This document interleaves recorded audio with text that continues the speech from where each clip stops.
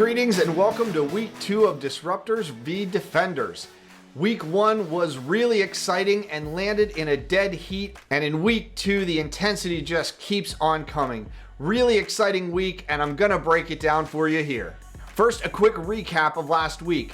It was a 5-5 split with 100% participation on the part of both teams. The Disruptors led out with the powerful Customer Love card, one of the most powerful cards in the deck, almost impossible to beat. And of course, the Defenders responded with the Backstory card, leaning on their long history as an incumbent company, letting everyone know that startups need not apply because they are here to stay.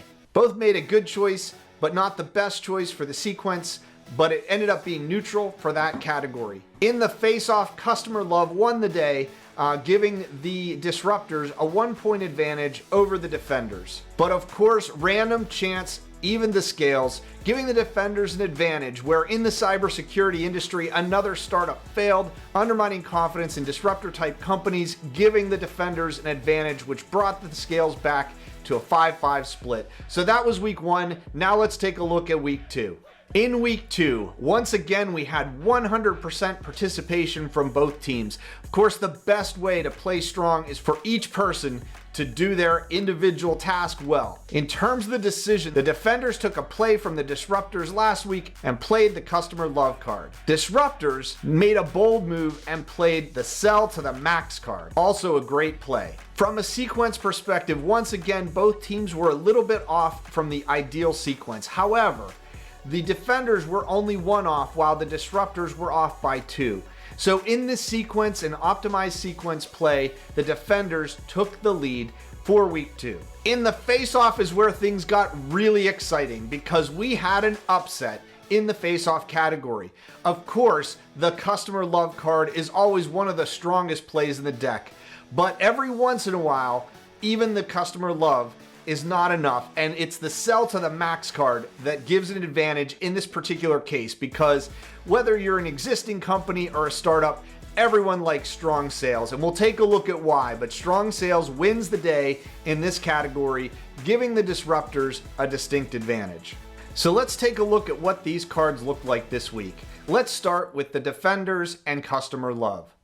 So for Customer Love, they're really looking for strength in the category of customer discovery and revenue stream protection. They're also going to experience a little bit of a lift in sales and marketing and product management. They're going to do that by conducting customer surveys, by interviewing users, creating tips and tricks tools for their customers, building customer personas or avatars, and creating a customer award. So these are going to be the activities, the tasks that really drive these categories forward this week and give the Defenders their Customer Love edge. Now let's take a look at what the Sell to the Max card means for the Disruptors. The Disruptors are really looking to drive sales here, drive the numbers to show that they're in it to stay, to show their investors that they're worth investing in, and to show other customers that they want to be part of this growing user community. You can also see they're getting some strength in their business model, also helping their ability to secure and maintain their capital funding and customer discovery and ideation as well.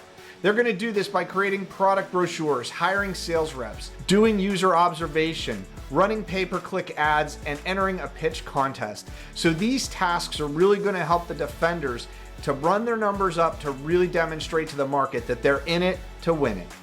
Finally, let's talk again about random chance. First, I want to take a moment to talk more about how random chance is determined. Each week, a random number generator is used to generate a number between 1 and 3. If a 1 is turned up, it's in the favor of the Disruptors. If a 2 is turned up, it's considered a neutral action. And if a 3 is turned up in the random selection, it goes towards the Defenders. There's an equal chance for each of the numbers to be selected each week, so it can in fact go the same way more than one time. Once again, the Defenders have won the random chance section of the game, and this week that gave them an advantage. So what that means for our narrative this week is that at a global information technology conference, a CIO of a multinational company talked about how they use the Defenders product and how it has been a game changer for them, recommending that any large company use the Defenders product because of the stability that they bring to the table. Of course, this created a huge advantage this week for the defenders. So going to the final score for this week with a 1-point advantage towards the defenders, that takes us to a 4-6 split for the week 2, giving the defenders a slight lead going into week 3.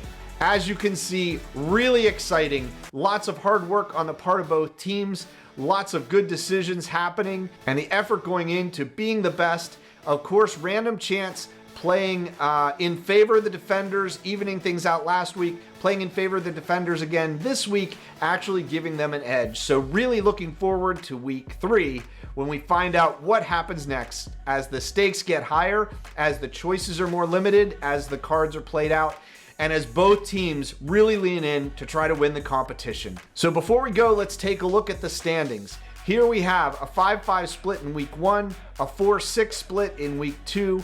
So we have the Disruptors with 9 points in the total victory point race and the Defenders with 11 points. So there you have it, another really exciting week in Disruptors v Defenders. Looks like it's going to be a close race to the end, so stay tuned and see how things play out in week 3. Keep going and never give up.